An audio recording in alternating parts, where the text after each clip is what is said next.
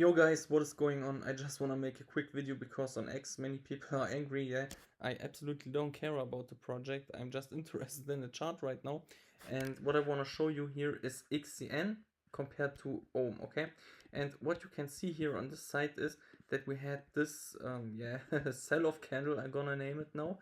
And what happens then is that we get the buyback and then we are going below the wick, yeah, below the wick of the massive sell-off. We go for reaccumulation for then to have a major pump. Yeah, this is just a short squeeze.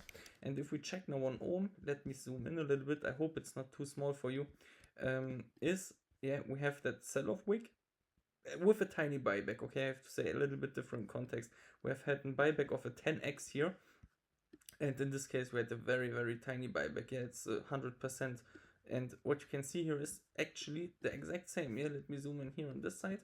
We go below the wick. We go below the wick. We have reaccumulation here, right? And here also reaccumulation for potential short squeeze. I have no idea if it's gonna happen.